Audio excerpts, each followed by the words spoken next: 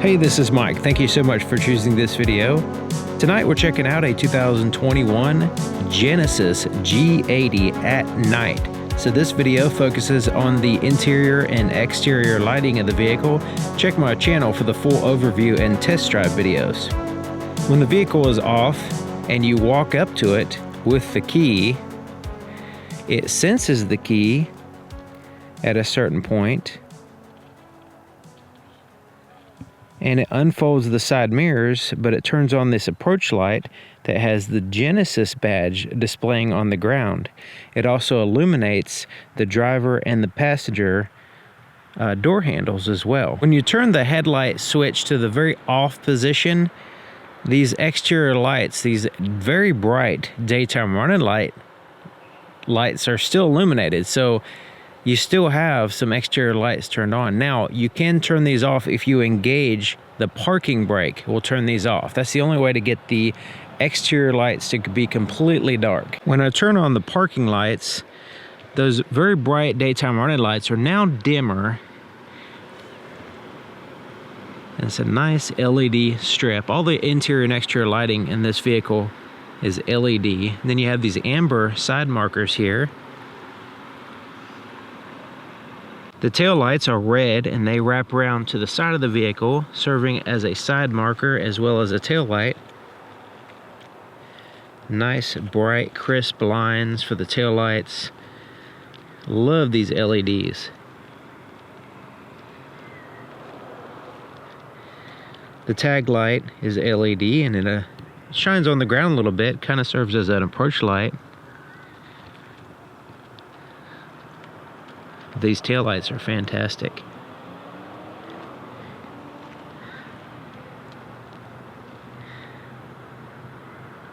The turn signal in the front is amber in color, and it basically takes that white line and changing it to a brighter amber color, and that's your turn signal here in the front.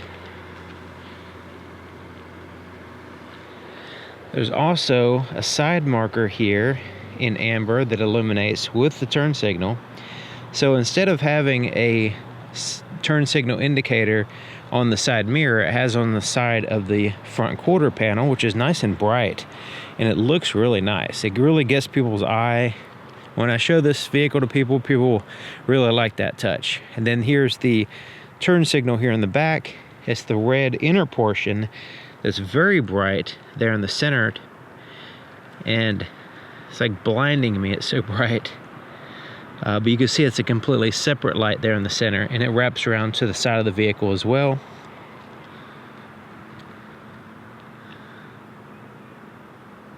So you remember those daytime running lights that when I turn the exterior lights completely to the off position, you might be able to mistake those as headlights. They are relatively bright. So you can see this is not the headlights. This is those daytime running lights. So let's go ahead and turn on the low beam so you can see the difference there. So there's just the regular LED strips in the off position, very bright. No tail lights on right now. It's just those right there in the front. So now we'll go ahead and turn on the low beams. Over here we'll look at the high beams too. And I'll show you this going down the road as well. But the low beams, you can see the cutoff there. Less illumination here in the very front of the vehicle. So that's one of the differences between the daytime running lights and these. So you can see it's a quad projector LED system. So the low beams are these top two mostly, and the high beams refocus these lower lights. All four of them are on right now, but when you put the high beams on, it will refocus the lower lights.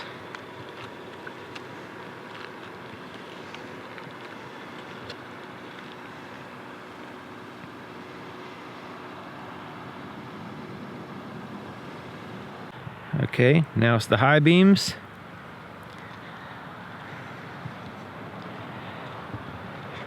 Alright, so as I dip down, you can see the light coming from the lower ones are now in this higher position, And you can see this inner one as well right there. So you have this, all these are just completely blasting out the camera here. So I'll change positions here.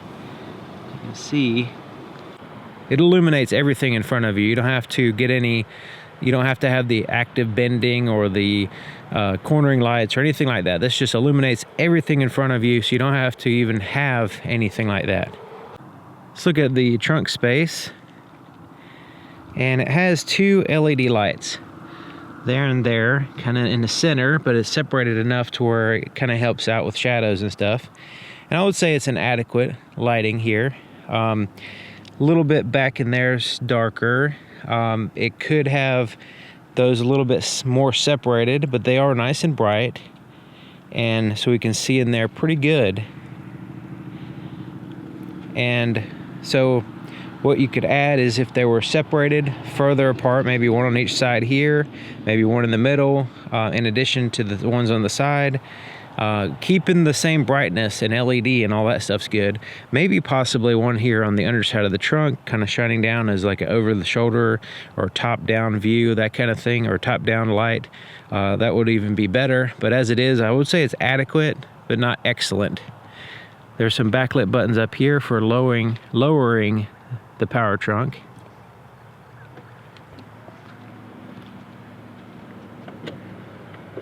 The inside of the back door has a puddle light, which is really nice. So it shines light on the ground so you can see what you're stepping in. It also has ambient lighting. So right now I have the ambient light turned to green. So you can see this is the one that you can change. There's backlit buttons here. And then this is just basically the set light that illuminates the handle. So you can't change that one. So there's the interior lights that are turned on, and there's a light on one side and the other of the large sunroof, and then there's lights there in the front. But even with the black interior, it does a really good job, since these are bright lights, to illuminate the interior. Even the floorboard is illuminated. So here is your climate control and stuff. That's all backlit, the controls. So this armrest has some controls in it as well that are backlit. No light in the cup holder, and this compartment also has a light in it, and a backlit charge port as well. Doing a really good job back here, I think. The inside of the front door, puddle light again on the ground, and that's different from the approach light. So you can see this one doesn't have the approach light is outside of the door. And sometimes vehicles will have it on the outside, but not the inside. So this one has both outside and the inside. So we can see what we're stepping in. It has the ambient lighting, which I have set to green in here. And then backlit buttons for your controls, and then backlit for your handle, which is not, that's the color you can't control there. There is a floorboard illumination, which is great. You can see backlit buttons here. And plenty of lighting here in the front, and it's all from these dome lights here. There's actually 4 of them, which is nice. And then of course you still have those in the back that are illuminating as well. Okay, so I have the interior lights on so we can see what's going on. And you'll notice there's no light shining in this area, but as far as in the seats and the center part, all that's illuminated by these lights here. So it's actually 4, it's like 5 lights going on up here. So let's go ahead and turn those off and see what we're left with. Okay, so we have the floorboard illumination, which is great. I like that. Steering wheel. Most of the controls are illuminated to some degree or another, or that you can feel them. You even have illumination here on the headlight switch, so it shows you what's going on with that. Windshield wiper controls are not illuminated. And there's the gauges. I'm going to adjust the brightness.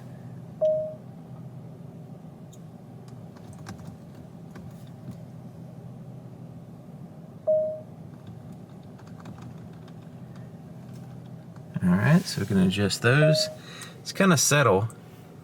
And then there is the screen. And I'll show you the camera in a second. There's backup, or there's backlit illuminated buttons there. This pocket has a light in it and backlit charge ports as well. You can see it right in here. This is a little wheel and a little swipey touch sensitive thing going on, and that's why it's all illuminated. It's really nice looking. There's the shifter, and you notice this is green, so this is one of the lights that you can change.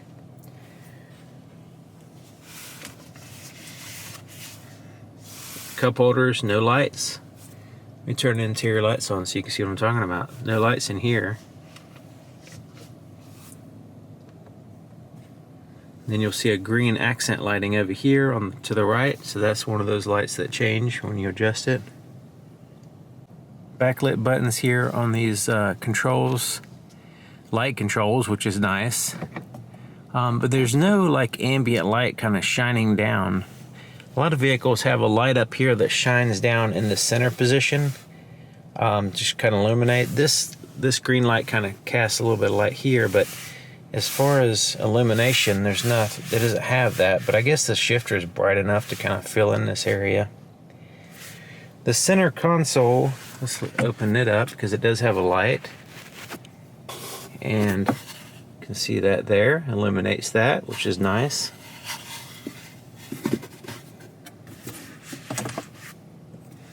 Glove compartment has a nice bright light in it. Which just seems like a luxury nowadays. There's expensive vehicles on the market now that don't even have a light in the glove compartment. It's crazy. But this has all that. So they're doing a really good job with this as far as the lighting. They can have some lights in the cup holders, which would be nice, but you know, they're doing a great job, relatively speaking, really. All right. Let's look at the camera system now. You see pretty good around the vehicle. Speaking of that, let's push that button and check out this view and see what's around, literally around the vehicle. So I can look all the way around and see what's going on around us.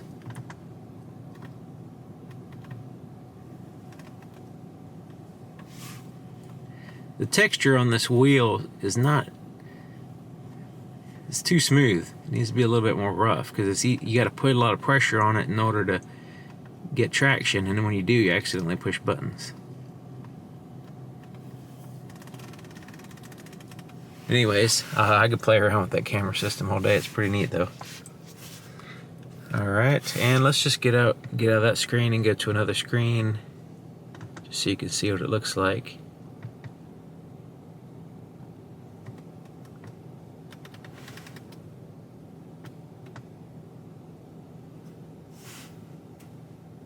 Alright, the visors also have lights, and so that kind of illuminates your lap if you need a quick light in your lap. If you want to use that, or you can use these lights here. So you have one for that side, one for this side. It's kind of like a soft touch button. You can turn on all the interior lights, or you can turn them on with the door, that kind of thing. So under settings, you go to vehicle, and then you scroll down to lights. Now you can go in and then change. So you have your different options here.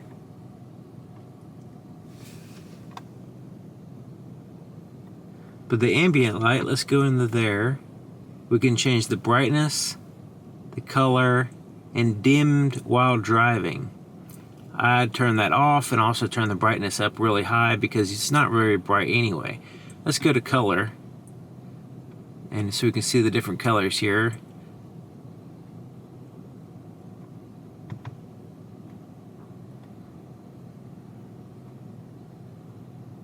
right, and I have it on the green.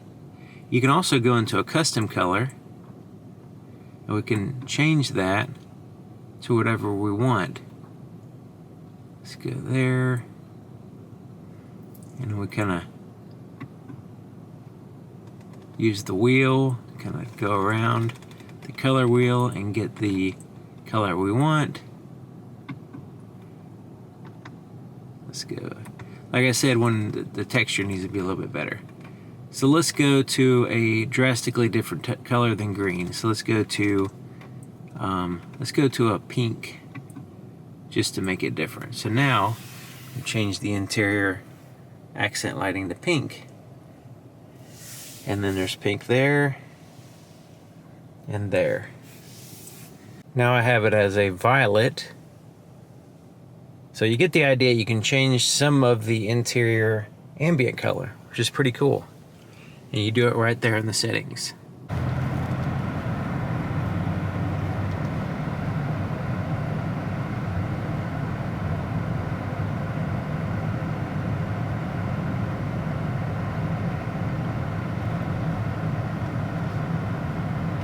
The lights don't have any gimmicky active bending or anything like that. It just has really good, high quality headlights. Nice and bright, and they fill the road evenly, and they don't blind other drivers. They're designed to where they cut off on low beams anyway, at a point where it's just below where the driver's eyesight is. And now occasionally, if you're on a bumpy or unlevel road, occasionally that portion will lift up. Other than that, it's pretty good. There's also a little dip. Let me pull up to this fence. So maybe you can see there's a little dip in the light there. And that dip is right where the oncoming traffic is. So typically, so even if you are on unlevel road, it still does accommodate for that a little bit by having that little bit of a notch in the headlights.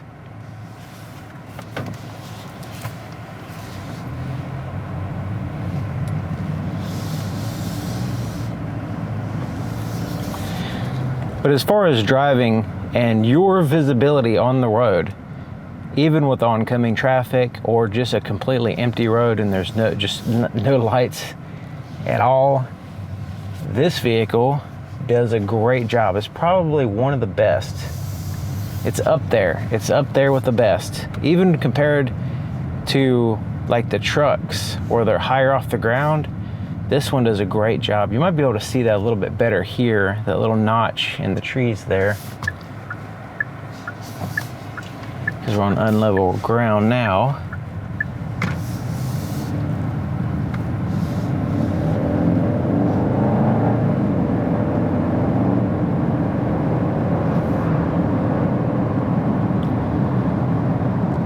So here's the low beams. And you can see where that car is in relationship to that notch I was talking about. You might be able to see a little bit on the road, and it's right where that oncoming traffic is.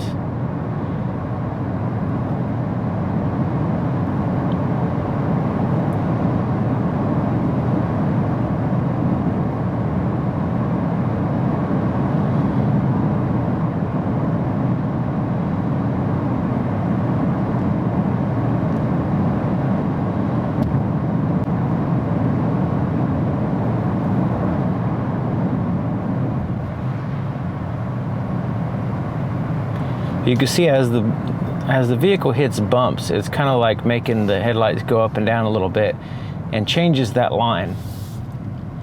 But it's not, apparently so far I haven't had any problem with, other people being blinded and flashing their lights at me or anything because of that little notch. So that's good.